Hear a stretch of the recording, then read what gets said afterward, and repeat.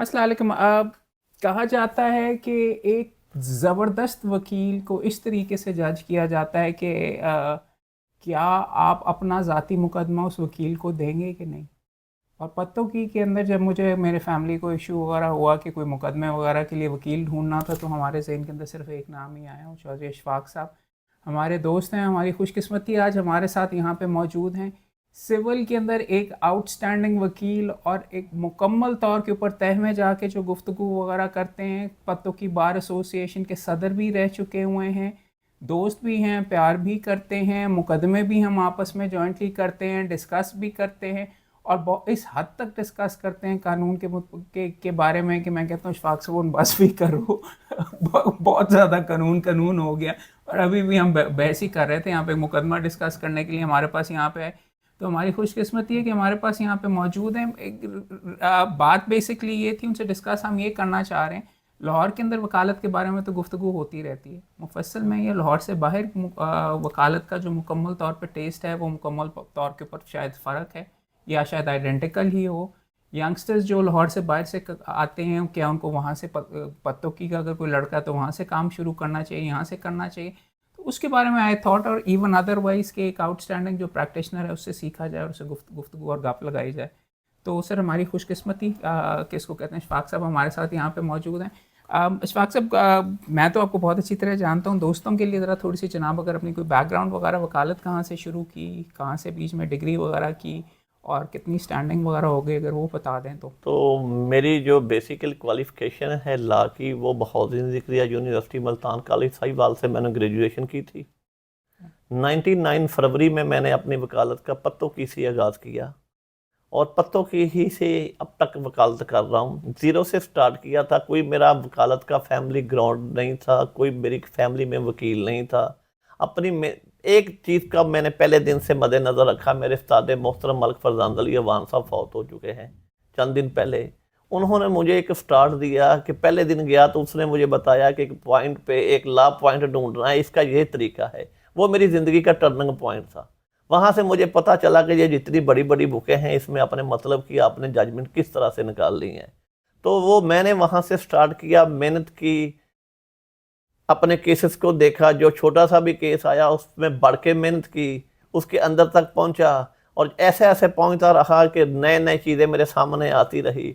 और मेरे लिए एक बहुत बड़ा आज़ाद है कि पाकिस्तान में वकालत का, सिविल लॉ का एक बहुत बड़ा नाम हमारे पत्तों की था, ख्वाजा इश्तियाक अहमद साहब। ख्वाजा इश्तियाक अहमद साहब के साथ मैंने अपनी ज़िंदगी का पहला केस किया। तो मेरी प्रैक्टिस उस वक्त 1 साल थी और ख्वाजा साहब 60 साल की प्रैक्टिस के हामिल थे। वो केस बहुत टफ था। वो 5 साल केस चलता रहा, मैं मेहनत करता रहा, किताबें ढूंढता रहा। मैं वो केस हार गया, लेकिन ख्वाजा साहब ने मुझे बुलाया, शाबाशी दी। उसने कहा यार तू केस पे पहुंच गया था, जैसे केस मारा था वो समझ नहीं सका, तूने बड़ी मेहनत की है। और वो अपील में फिर केस मेरे हक में हुआ। ख्वाजा साहब ने मुझे मुबारकबाद दी और वो मेरे लिए बहुत ही बड़ी एजाज़ की बात थी। वो 2-3 ऐसे केस मेरे पास आए जो बहुत ही मुश्किल थे। मैंने जब उस पर मेहनत की तो ये वकालत की जो छोटी छोटी चीज़ें थी जो मुश्किल करती हैं वो खुलती गई। अब अल्लाह का करम है कि पत्तों की के अंदर क्या आस पास के इलाकों में अगर कोई नई जजमेंट आती है, कोई नया लॉ आता है, कहीं भी मुझे लोग सिर्फ फ़ोन पे पूछते हैं कि इसका क्या करना है, मैं बता देता हूँ। मुझे अल्लाह ताला ने इतनी गॉड गिफ्टेड मेमोरी दी हुई है कि मेरे दिमाग में फ़ौरन जजमेंट आ जाती है, सफ़ा आ जाता है, लॉ आ जाता है, सेक्शन आ जाता है। बता देता हूँ कि इस साल में ये SEMR की ये जजमेंट है, आप ये नोट फरमा लें। ये कैसे ये किस तरीके से आता है, बिकॉज मेरे जहन के अंदर कुछ भी नहीं आता, या मैं ये खुद बस जहन हूँ वगैरह, क्या गॉड गिफ्टेड बस है कि ये और से गॉड पढ़ा ये जाता है कि लिखा जाता है? गॉड गिफ्टेड है। यहाँ तक मेरी याददाश्त अल्लाह ताला ने की है कि जिन जिन दोस्तों की मैं शादियों पे जाता हूँ वो अपनी शादियों के डेट मुझसे पूछते हैं कि हमारी शादी किस तरीके हुई अच्छा, थी। पहले तो ये बताइए सर, इब्तदा के अंदर जब आपकी फैमिली के अंदर कोई बैकग्राउंड कानून वगैरह की नहीं थी, तो आपने अपना उस्ताद चूज कैसे किया कि बस किसी ने जिसकी तरफ भेज दिया आपका उनके मलिक पास फरजान पहुंच में गए? एक पहले मेरा यासिन करम साहब हैं, वो इतने अभी बस तकरीबन एवरेज एडवोकेट है। मैं मेरे महल्लेदार से मैं उसके पास बैठता था। मैंने कहा यार मुझे अच्छा उस्ताद चाहिए, तो उन्होंने मुझे मलिक फरजान साहब के पास रेफ़र कर दिया। मलिक फरजान साहब सिविल में काफ़ी कॉम्पिटेंट थे, उससे मैंने सीखा। फिर मुझे वहाँ एक और हमारे वकील साहब फौत हो चुके हैं, चौधरी ज़ुरुल हक साहब मिल गए। चौधरी ज़हुरुल हक से मैंने बहुत गाइडलाइन ली। लाहौर में मैं केसेस के लिए आता रहा तो चौधरी अब्दुल वाहिद का भी आपके सामने जिक्र हुआ है, वो भी मेरे उस्तादों में शामिल हैं। लेकिन बेसिकली मैं फिर बहुत ज़्यादा जो सीखा हूँ ना, वो ख्वाजा इश्तियाक साहब से सीखा हूँ। और ख्वाजा साहब ने मुझे एक सजेशन दी, मुझे आज भी याद है, आज से 10 साल पहले मैंने अपनी ज़िंदगी के पहले 10 साल 20 मर्डर ट्रायल भी बड़े कामयाबी से किए हैं। अच्छा, फौजदारी सिविल दोनों कर रहा था। 20 मर्डर ट्रायल किए। पत्तों की मैं जितने मर्डर ट्रायल करने वाले वकील हैं, उनके तैयब जाफरी साहब थे, उस वक्त मेजर अरशद साहब थे, इन सब के सामने मैंने केस किए थे। ख्वाजा साहब ने कहा, यार तू ना सिविल में बहुत महारत हासिल कर ली है, अब तू जो छोड़ दे फौजदारी वकालत को, एक फौजदारी वकालत छोड़ दे, एक सियासत छोड़ दे, सिर्फ वकालत कर। पहले दिन से कर रहा था। मैंने ना फौजदारी वकालत छोड़ दी पर सियासत नहीं छोड़ी। जी ख्वाजा साहब ने भी कहा था, तूने मेरी एक बात मानी और एक बात नहीं मानी। और देखिए, उनकी बात ना मानने के बाद आप सदर भी मैं बीच में फिर सदर हुआ। ख्वाजा साहब ने मेरी मदद भी की, क्योंकि ख्वाजा साहब किसी के लिए वोट नहीं मांगते। उनकी पूरी 60 साल जिंदगी का असूल रहा है कि सिर्फ 3 बार उन्होंने जो उनके बहुत लाडले शीर थे ना, उनके लिए वोट मांगे थे। एक वहाँ साबका सदर हैं कंवर मुमताज साहब चूनिया से, पत्तों की से तकीशा बहारी हैं, और एक मेरी ज़ात है जिनके लिए ख्वाजा साहब ने अपनी 68 साल की प्रैक्टिस लाइफ में वोट मांगा है।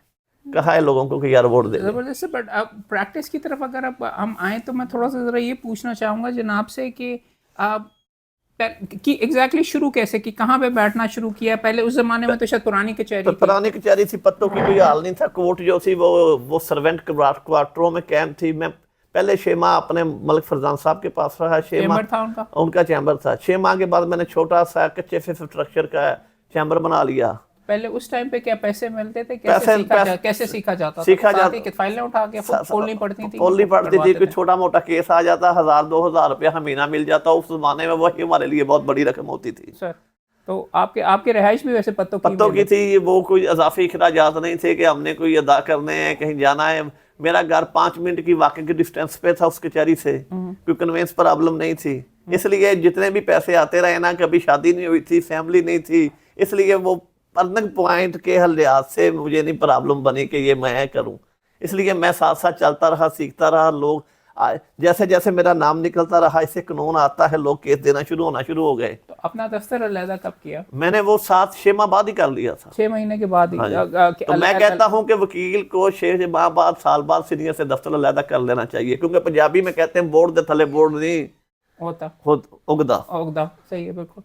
तो जब तक आप सीनियर के साथ रहेंगे, आप जूनियर ही रहेंगे। तो मैंने बाद में देखा था कि मैं वो 6 माह भी मैंने जाया किए थे। मुझे पहले दिन ही दफ्तर अपना बना लेना। खैर, ये बात फॉलो करते हुए स्टूडेंट्स ने तो अब वो बीच में स्टूडेंट टाइम के अंदर ही वो वकालत शुरू कर देते हैं, दफ्तर वगैरह भी खोल लेते हैं। और लॉग एड से पहले ही हमने बीच में एक अनाउंसमेंट ली थी एक बंदे से, जो कि बाद में पता चला कि तो तैयब जाफरी साहब एक बहुत बड़ा नाम है, आपको भी पता है पत्तों की में। वो मुझे कहते होते थे कि शफाक बेटा 10 साल वकालत के पहले बड़े जरूरी होते हैं। 10 साल में लोग सीखते भी हैं और उनकी ईमानदारी भी सामने आ जाती है कि ये बंदा हमें चीट करेगा या नहीं करेगा। सही। तो एक चीज अहमद भाई मैंने एक और देखी है, जब मैंने नई वकालत शुरू की है ना, तो लोग आते थे ना, तो रेडियो वालों से, रीडर से, लोगों से पूछते थे चंगा वकील केड़ा है।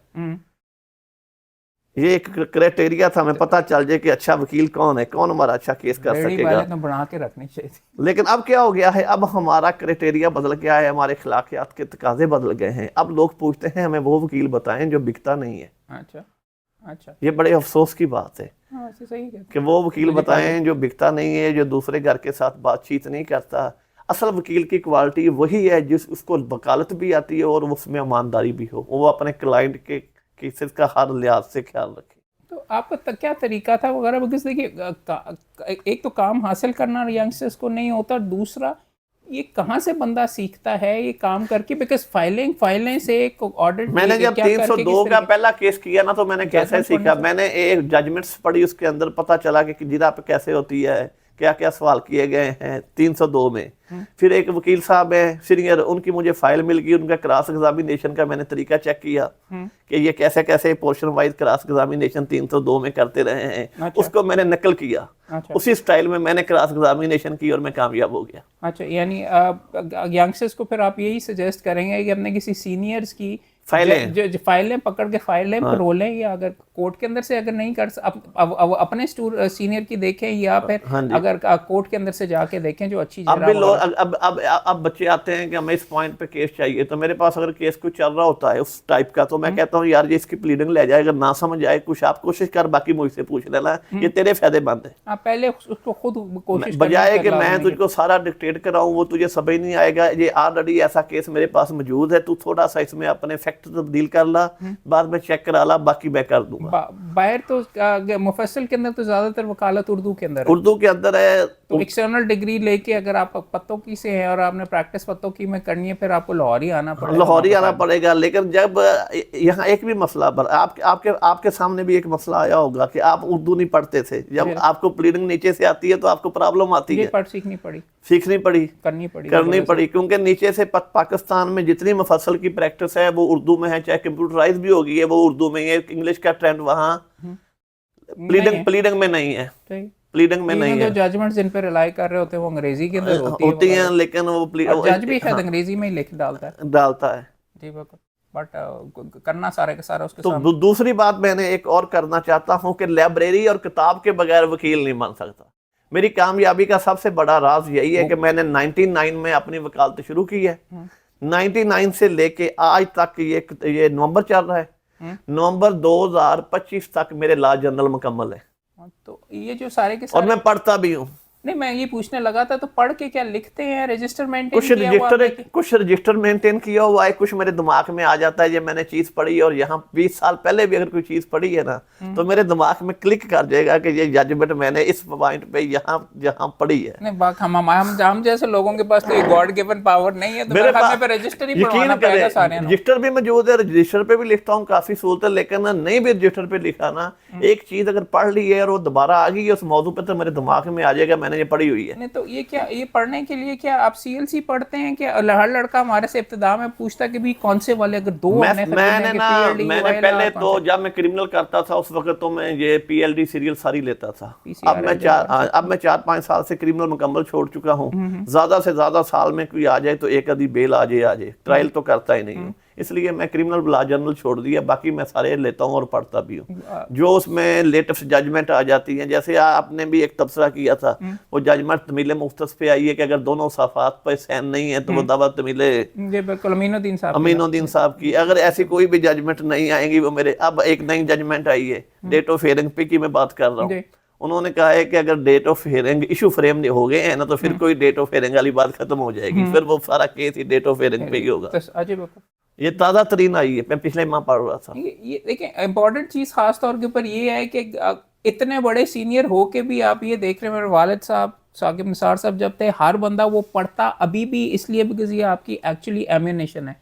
और जब आप पढ़ रहे होते हैं तो आपका तो वो एहतियास मुकदमे दे विच लग सकती है, लग सकती है। और इसलिए जब पढ़ते हैं ना तो दिमाग में अपने केस भी आ जाते हैं कि ये यहाँ कहाँ लगेगी। इधर लग नहीं सीखते, ना सिर्फ ये करके बल्कि अगले आएगा तो उस तरीके से मैं इस तरह करूंगा। तो इसलिए ये पढ़ने का ये फायदा, उसका वैसे सवाब नहीं मिलता कमाई के अंदर, रोजी रोटी और मुकदमे जीतने तो खाया साहब ने एक और बात भी कही थी। खाया साहब मुझको बार बार याद आते हैं, वो बहुत फराक दिल थे वकालत सिखाने के लिए। अपने किए हुए दावों पे जवाब दावे खुद लिखाते थे और कोई भी चीज छोड़ते नहीं थे, अपने लिखे हुए दावों के जवाब दावे भी लिखवा देते थे।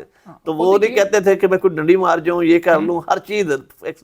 वो कहते होते थे बेटा इल्म सिखाने से ना इल्म भी बढ़ता है और रिज़्क भी बढ़ता है। सही तो मेरी आदत है, मेरे पास कोई भी आ गया, मेरे पास अगर नॉलेज है तो मैंने कंजूसी नहीं करनी, खोल के सारा बयान करना है, बताना है यहाँ। ये तो ये यंगस्टर्स है, मुझे भी बताइए कि पत्तों से अगर एक लड़का है, उसकी कोई बैकग्राउंड नहीं है, अगर अशफाक साहब भी दोबारा से आजकल के माहौल वगैरह के अंदर हो, तो अशफाक साहब लाहौर आए वकालत सीखने के लिए कि पत्तों की रहीम और डिग्री वगैरह लेने के बाद वहाँ पे लोकल इलाके में आए? पहले वो आए, पहले वो पत्तों की में 2-3 साल रहे, मुफस्सल का काम सीखें। फिर वो जब तक वो मुफस्सल का काम नहीं सीखेंगे तो वो डायरेक्ट हाई कोर्ट में आके अपील वर्क में वो कामयाब नहीं होंगे।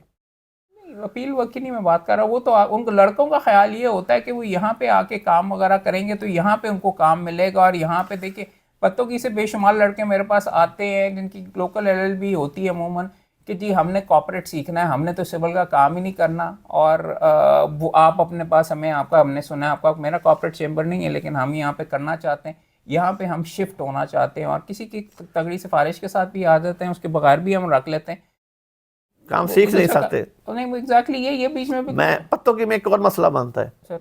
वहाँ ये मसला बन रहा है कि जो लड़के आते हैं ना, फर्ज करो कि एक साल में 30 लड़के आए हैं तो 25 कहते हैं मैं बहुत अच्छा क्रिमिनल वकील बनूंगा। अच्छा, उनका क्रिमिनल की तरफ जाना, उधर उधर उधर क्योंकि उधर कोऑपरेटिव ये वो चीजें नहीं है ना, दो ही चीजें है ना, क्रिमिनल और सिविल है। तो वो जो क्रिमिनल के 2-3 वकील है ना, उनके पास चले जाते हैं, वो सिखाते नहीं है, वो सीखते नहीं है, क्रिमिनल के और क्राइटेरिया हैं। नहीं, मुझे पहले ये बताएं एक सेकंड, इस किसी के पास भी टाइम नहीं है सिखाने का, बात तो ये है कि मुंडे ने आप सीखना अपना सीखना होता है, वो आप सीखने की कोशिश भी नहीं करते ना।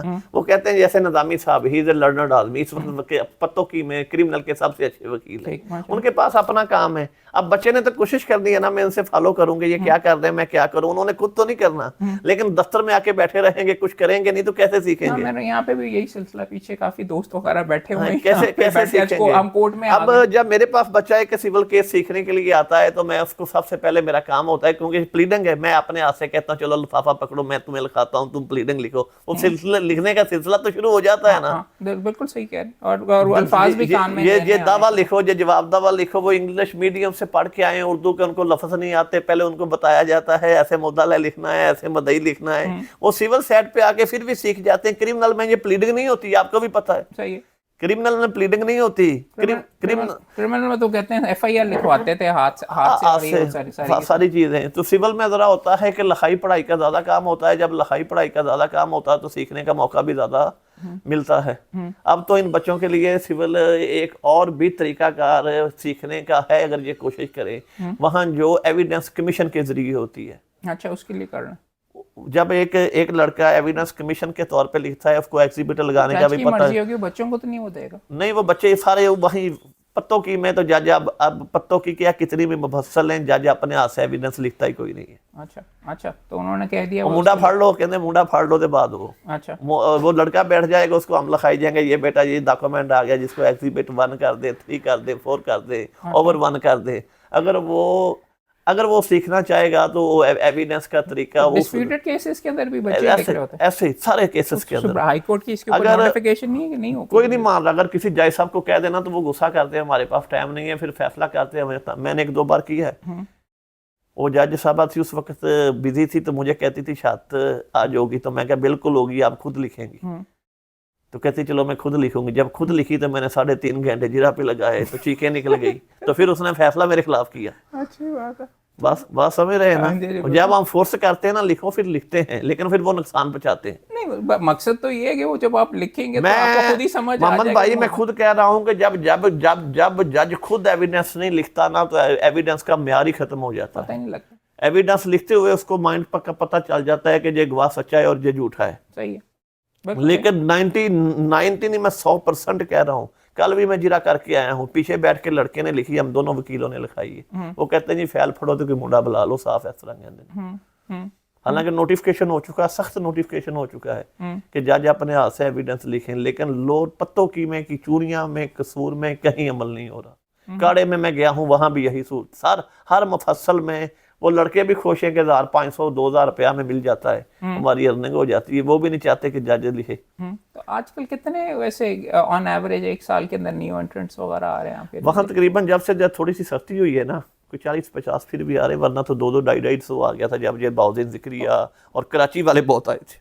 तो आपका आजकल वैसे कितना है, स्ट्रेंथ कितनी है पत्तों की? पत्तों की इस बार 1215 वोट से ये पंजाब बार के इलेक्शन में, ये तहसील बड़ी तहसीलों में है। नहीं वोट तो लेता है, as an total actually enrolment member 1215 आप कह रहे हैं? हाँ जी, लेकिन जो अपीयरेंस है ना वो 400-500 लोग हैं।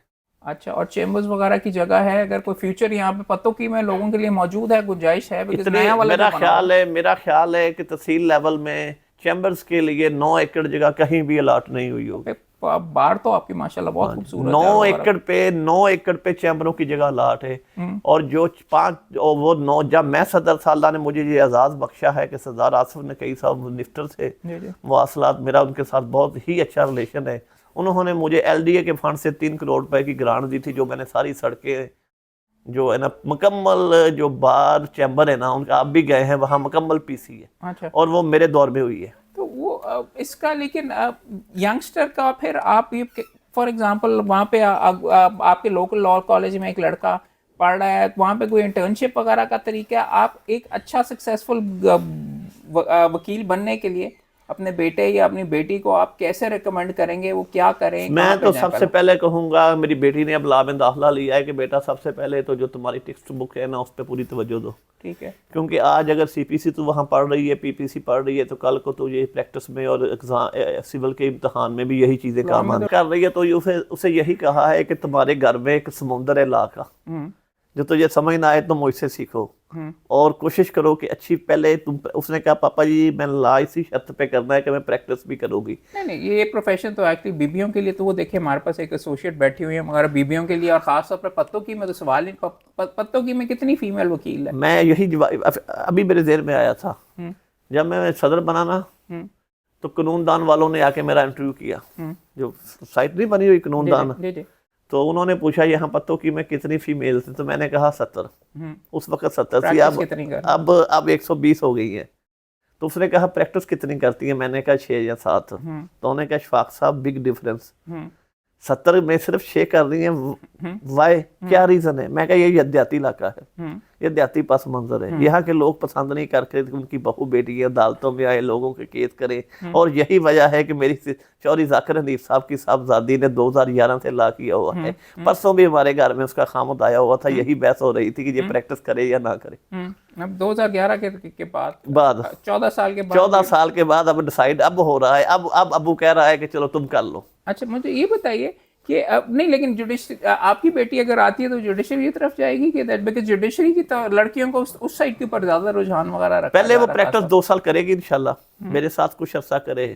अगर आप इधर ही रहे तो आपके साथ भी नहीं, बट इब्तिदा के अंदर तो कंसिडर किया जाता है कि अपने खानदान के साथ अगर वालिद साहब हैं तो उनके साथ काम नहीं करना चाहिए, बिकॉज अदरवाइज शहजादा सिफ्त या शहजादी सिफ्त तो हो जाता है, वो बंदा वगैरह नहीं वो अगर करने के लिए आता नहीं, फिर वो थोड़ा सा अपने बच्चों को जब टारगेट करे ना कि मैं इसे किसी खास मकसद के लिए तैयार कर रहा हूँ, तो फिर सिखाना पड़ता है। वैसे मेरे 2-3 शागिर्द हैं, वो वकला के बेटे, वो कहते हैं जी हमारे पास नहीं एडजस्ट हो सकेंगे, आप अपने पास रखें। मेरा बेटा भी ला करेगा, मैं उसे किसी और का शागिर्द करूंगा, अपना नहीं करूंगा। बेटी के लिए मैं कह रहा हूँ कि उसे मैं अपने पास रखूंगा, उसको सिखाऊंगा।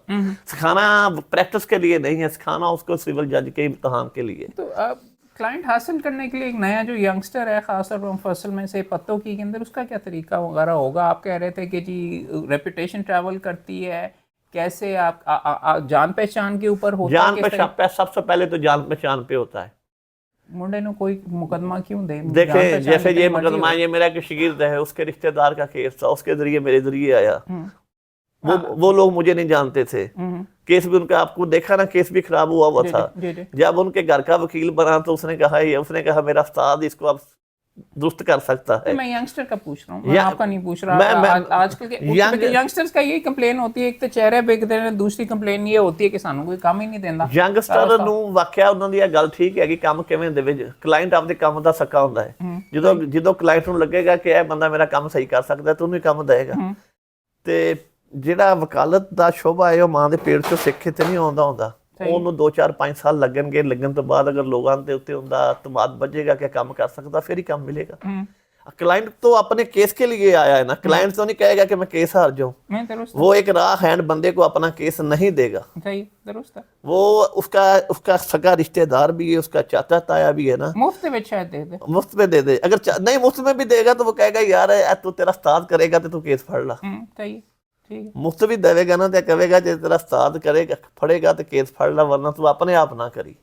वो उदो तक क्लाइंट की सस्पेंशन जब तक नहीं होगी, वो एक नए बच्चे को केस कैसे देगा? हमने भी कहा कि पत्तों की के अंदर 75% चाहते हैं कि फौजदारी करें और 25% सिर्फ सिविल की तरफ आ रहे हैं। तो क्या इब्तिदा के अंदर चूज करना चाहिए कि इब्तिदा के अंदर दोनों? मेरा ख्याल है कि दोनों करने चाहिए। बाद में जिस तरफ आपका रुझान बन जाए, जैसे मैंने दोनों किए, दोनों में कामयाबी से कर रहा था।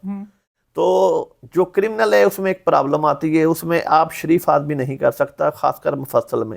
वहाँ जब तक आपकी पुलिस टाउट आपके पास ना होंगे, वो आपको केस में, मैं ठीक कह रहा हूँ। अच्छा। टाउट का लफ्ज मैं जान के कह रहा हूँ। अच्छा। चौधरी टाउट नहीं होंगे। अच्छा। जो केस लेके आते हैं 5-5, 10-10 लाख फीस लेंगे, वो खुद और बंदे को देंगे 1-2 लाख रुपया, केस कर दे, बाकी आप रखेंगे, उस वक्त तक क्रिमिनल प्रैक्टिस चलानी बहुत मुश्किल हो जाएगी। कोर्ट कचहरी जाना पड़ता है वकील को, वहां पे किस तरीके से लोगों के घरों में जाना, मैंने जिंदगी में आज तक किसी के घर केस लेने के लिए गया। लोगों के डेरों पे जाते हैं, वहाँ टाइम देते हैं, फौजदारी में भी, सिविल में भी वहाँ टाइम देते हैं कि ये चौधरी है, ये चौधरी से तल्लक बनाऊंगा तो ये मुझे केस भेजेगा, क्योंकि केस तो बड़े हमारे मफसल में केस बड़े लोगों के जरिए आते हैं। अच्छा, खुद डायरेक्टली बहुत काम आते हैं। जब मेरा अब मेरी 26-28 साल प्रैक्टिस हो गई है, मेरा थोड़ा सा नाम निकल आया, अब लोगों को पता है कि हमने चौधरी इशफाक को वकील करना है। कोई भी सिविल पत्तों की में बड़ा केस आता है तो एक बंदे के दिमाग में होता है कि मैंने इधर वकील करना है, तो वो लोग तो डायरेक्ट भी आते हैं, किसी से पूछ के भी आ जाते हैं, किसी दोस्त को पूछ लेते हैं, यार कोई अच्छा वकील सजेस्ट कर दे, हमारा नाम आ जाता है। बाकी लोग हैं जो किसी के मरौनो मुन्नत होते हैं, किसी के रेफर करने पे वो आते हैं। एक बंदे को मैंने 3 केस एक वकील साहब ने खराब किए, तीनों के तीनों मेरे पास आ गए खराब होने के बाद। तो मैंने पूछा ये तुझे रेफर किसने किया था? उसने मुझे एक बंदे का नाम लिया कि उस बंदे का तल्लक एक पटवारी साहब है, उसने कहा था कि उसके पास चले जाओ। अच्छा, पटवारी साहब ने आगे रजू किए, तो फिर उसने पटवारी वाली वकालत की है सारी की सारी। तो वैसे सर पत्तों की के अंदर जनाब का कभी रुझान वगैरह नहीं हुआ लाहौर शिफ्ट होने का या यहाँ पे करने का या ये वगैरह? नहीं, मेरा नहीं हुआ। मैं लाहौर, एक बात बताऊं, मैं पत्तों की कोई पसंद करता हूँ। लाहौर जैसे मसरूफ शहर में मेरा जैसा ज़हन है ना, मैं यहाँ आ जाऊं तो मेरी कोशिश होती है कि मैं जल्दी पत्तों की भाग जाऊं। उन्हें भी कोशिश कर रहे और खाने वास्ते नहीं रुक रहे, खाने के लिए रुक रहे हैं। मैं कहता हूँ पत्तों की पहुंच जाऊं। ये है यहाँ का जो ट्रैफिक का हजूम, जो जितना बड़ा शहर, मैं वो बड़े सुकून माहौल में रहना चाहता हूँ। अच्छा, वरना मेरे बहुत से दोस्तों ने कहा है कि जितनी तेरी कॉम्पिटेंसी है, अगर तुम स्टार्ट पे लाहौर चला जाता तो आज बहुत आगे होता। उसमें तो डेफिनेटली कोई शक नहीं है, लेकिन हर बंदे को, क्योंकि 2004 में मुझे एक करीम मलक के चैम्बर में मौका भी मिला। अच्छा, क्या रहमत कर। हाँ जी, अच्छा चैम्बर था। इसी दौरान मेरे वालिद साहब फौत हो गए। मेरे लिए, मैं घर में बड़ा था, हो सकता मैं आ जाता। अच्छा, वो भी एक वकूआ बना के जब वालिद साहब फौत हुए तो हमारी हालात भी इतने अच्छे नहीं थे कि मैं लाहौर भी जाऊं, फिर जहाँ इजाफी अखराजात होंगे, इसलिए वो फिर सारा प्रोग्राम जो था ना वो खत्म हो गया। फिर मैंने पत्तों की में रहना पसंद किया। ये प्रोफेशन की सबसे अच्छी चीज़ वगैरह भी ये आपके सामने उन्होंने बताया कि जो हमारे दोस्त सुन रहे होंगे, हर लड़के का ख्याल होता है कि उसके सर्कमस्टांसेस बड़े मुश्किल हैं, उन्होंने ये चीज़ नहीं लभ रही, लेकिन आपके सामने एक सेल्फ मेड दोस्त, एक जो सदर भी रह चुके हैं पत्तों की बार के, अशफाक साहब, जो he went through a tragedy as well. वालिद साहब भी फौत हो गए, वज़न भी आया, रोज़ी रोटी का भी मामला था, और पत्तों की में किस अंदाज के अंदर वो थ्राइव कर रहे हैं और बहुत ज़बरदस्त अंदाज में कर रहे हैं, और इस हद तक कर रहे हैं कि जैसे कि आपके तमाम दोस्तों को मैंने पॉइंट आउट किया कि हमारा भी ओरिजिनली, मेरा गाँव भी महाराजा राम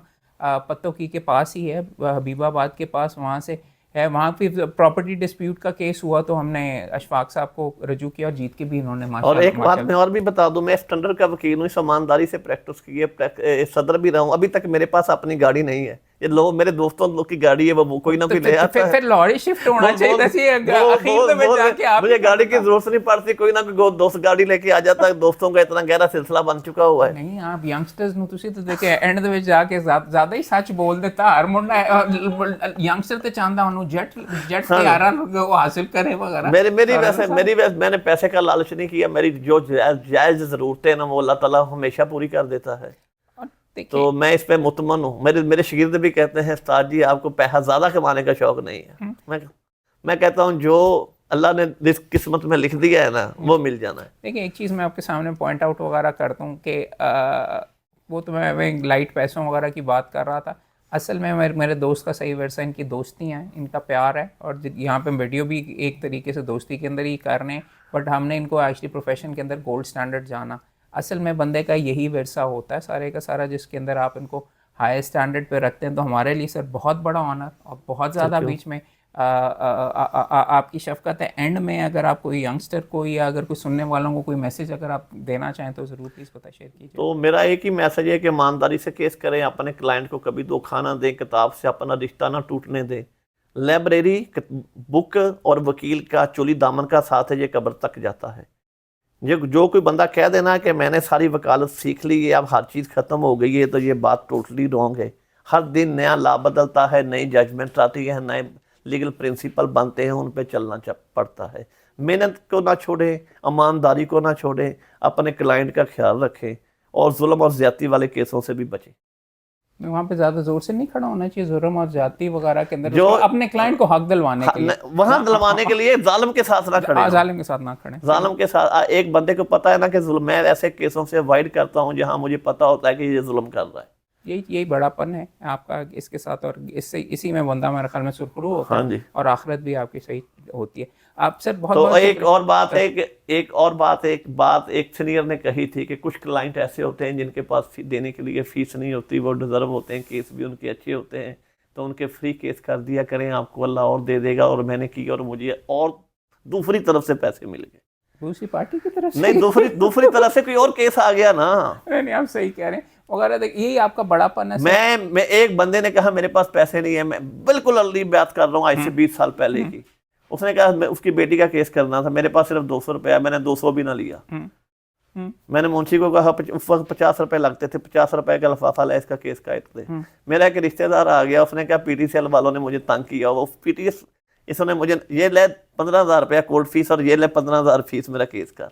वो 500 की बजाय उसी वक्त मुझे 15,000 रुपया मिल गया। और 2 मुकदमों की वजह से आपका नाम भी माशाल्लाह और ज़्यादा बढ़ गया। तो इसलिए अगर आपके क्लाइंट के पास पैसे नहीं है ना, तो उसका केस अच्छा है तो वो बगैर पैसों के भी लड़ देना चाहिए, अल्लाह ताला मदद करता है। खर्चा पूरा करें बस, उसके अलावा। सर बहुत बहुत शुक्रिया सर, आपकी मोहब्बत मेरे लिए ऑनर था, आप हमारे साथ यहाँ पे जमा हुए, और दोस्तों की तरफ से भी यहाँ पे बुलवाने का एक मकसद और वीडियो पे लाने का ये कि this is the gold standard जो कि इस प्रोफेशन के अंदर होना चाहिए। लाहौर के अंदर सिर्फ नहीं, लाहौर से बाहर भी हमसे बेहतर एक्चुअली वकील मौजूद हैं जिनको हम अपने ज़ाती मुकदमे देने के लिए भी ढूंढते फिरते हैं, और जो जिनसे हम बहुत ज़्यादा सीखते हैं। हमारी खुशकिस्मती आज हमारे साथ चौधरी इशफाक साहब पत्तोकी से यहाँ पे मौजूद थे, दोस्त हैं और बहुत ज़्यादा प्यार है। आई होप आपको इस वीडियो से काफ़ी कुछ आपने सीखा होगा। Thank you sir.